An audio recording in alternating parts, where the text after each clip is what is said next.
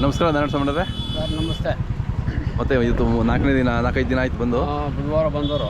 ಹೆಂಗಿದೆ ಅಣ್ಣ ಈ ವರ್ಷ ಜಾತ್ರೆ? ವ್ಯಾಪಾರ ಎತ್ತಿನ ವ್ಯಾಪಾರ ದುಡಿಮೆ ಮಾಡುವಂಥ ದನ ಭಾಳ ಚೆನ್ನಾಗಾಗವೆ. ಬರ್ತಿತ್ತು, ಇವೆಲ್ಲ ಸ್ವಲ್ಪ ಕಡಿಮೆ ವ್ಯಾಪಾರಗಳು. ಇದು ದುಡಿಮೆ ದನ ಅಂತೂ ಭಾಳ ನೀಟಾಗಿ ವ್ಯಾಪಾರ ನಡೆದ 1.5 ಒಂದು 2 ಚಿಲ್ಲರೆ ತನಕ. ಓಕೆ. ಎತ್ತಿನ ವ್ಯಾಪಾರ ಭಾಳ ಚೆನ್ನಾಗಿ ನಡೆದಿದೆ. ಭಾಳ ಸುಗಮವಾಗಿ ನಡೆಸವ್ರೆ. ಒಳ್ಳೆ ಸೌಕರ್ಯನು ಮಾಡವ್ರೆ ಇಲ್ಲಿನ ಸಿಬ್ಬಂದಿ. ಹೌದೌದು. ಆದ್ರಿಗೆ ಅವರು ಕೃತಜ್ಞತೆ ಹೇಳಿದ್ರು ಸಾಲದು.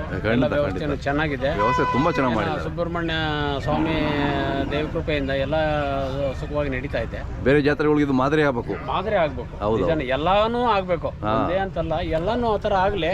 ರೈತರಿಗೆ ಒಂದು ಅನುಕೂಲ ಸಿಕ್ಕಲಿ. ಹೌದು. ಆ ಥರ ಬೆಳ್ಕೊಂಡು ಹೋಗ್ಲಿ ಅಂತ. ಈ ವರ್ಷ ಚೆನ್ನಾಗಿ ಸೇರಿದೆ ಜಾತ್ರೆ. ಜಾತ್ರೆ ಚೆನ್ನಾಗಿ ಸೇರಿದೆ ಈ ವರ್ಷ.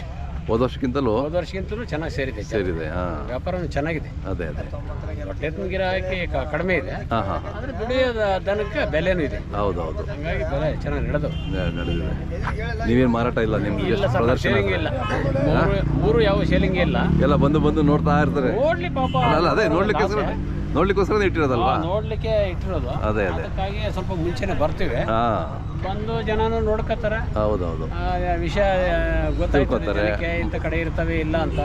ಮಾಡಿಸ್ಕೊಂಡ್ರು. ಈಗ ದಾವಣಗೆರೆ ಪುಟ್ಟಪರ್ತಿ ಅಲ್ಲಿಂದ ದನ ಬರ್ತವೆ.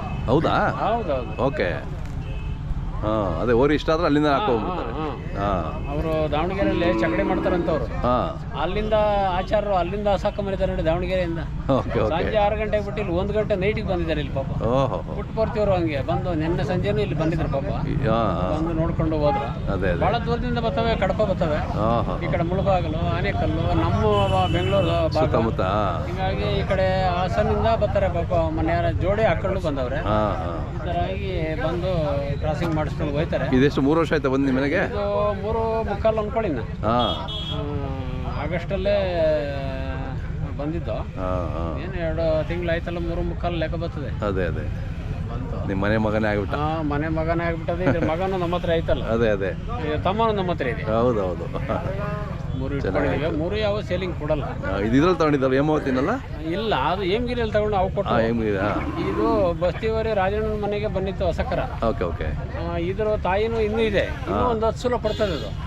ಈಗ ಇದ್ರ ತಾಯಿ ಒಂದು ಕಡಸಂದು ಹುಟ್ಟಿದೆ. ದೇವ್ರದಂಗಿದೆ ಅದು. ನೋಡಿ ನೋಡೋಣ ಅಂತ ಏನೋ ಟ್ರೀಟ್ಮೆಂಟ್ಗಲ್ಲಿ ಹೋದನು ನೋಡಿಸಿದ್ರು. ಭಾಳ ಇದೆ ಕಡಸೋದು. ಭಾಳ ಅದು ಲಾಸ್ಟ್ ಬಸ್ತಿವರಿ ಕ್ರಾಸಿಂಗ್ ಆಗಿರೋದು ಅಂತದ್ದು. ಭಾಳ ಕಡಸು ಹೇಳ್ಕೊಳ್ಳೋದಲ್ಲ, ಭಾಳ ಕಡಸು. ಇದ್ರ ತಾಯಿಯಲ್ಲಿ ಇದೊಂದೇ ಓರಿ ಹುಟ್ಟಿರೋದು. ಹೌದಾ?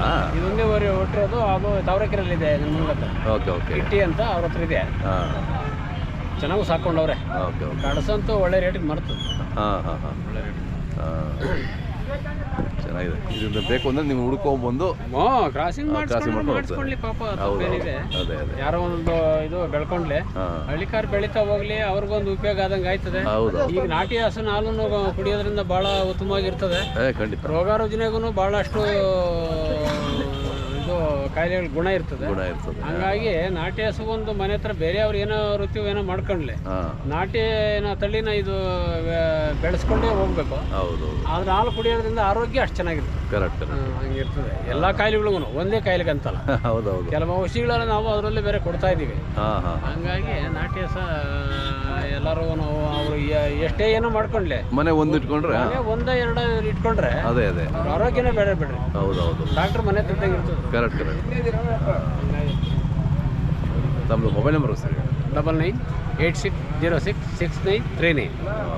ಖುಷಿ ಆಯ್ತು ನಿಮ್ಮ ಜೊತೆ ಮಾತಾಡಿ. ಸರಿ ಸರ್, ನಿಮ್ಗೆ ಧನ್ಯವಾದ ಹೇಳ್ಬೇಕು. ಬರೀ ನಾವು ಸಾಕೋದೊಂದಲ್ಲ, ನೀವು ದೇಶಕ್ಕೆ ಪ್ರಚಾರ ಮಾಡ್ತಿರಲ್ಲ. ನೀವು ಸಾಕೋದ್ರಿಂದ ನಾವು ಬರ್ತೀವಿ. Thank you.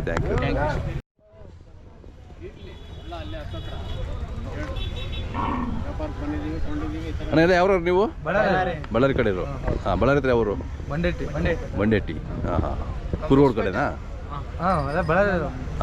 ನಿಮ್ಮದು ಹೊಸಪೇಟೆ, ಅನಂತಪುರಂ, ಕೊಪ್ಪಳ ಎಲ್ಲ ಆ ಕಡೆಯಿಂದ ಬಂದಿದ್ದೀರಾ? ಇದು ಓರಿ ಭಾಳ ಭಾಳ ಹೆಸರುವಾಸಿ. ಇದು ನಾರಾಯಣ ಸ್ವಾಮಿ ಅವರು ಭಾಳ ಹೆಸರುವಾಸಿ ತೊಳಿಗಾರರವರು. ಹೇಗೆ ಚೆನ್ನಾಗಿದೆಯಲ್ಲ? ಹೌದೌದು, ಭಾಳ ಹೆಸರುವಾಸಿ ಅವರು. ನಾಟಿ ಔಷಧಿ ಎಲ್ಲ ಕೊಡೋದ್ರಲ್ಲೂ ಅವರು ಎಕ್ಸ್ಪರ್ಟ್ ಅವರು. ವಿಡಿಯೋ ನೋಡ್ತಿರ್ತೀರಲ್ಲ? ಅದೇ ನೋಡ್ತಿರ್ತೀರಾ?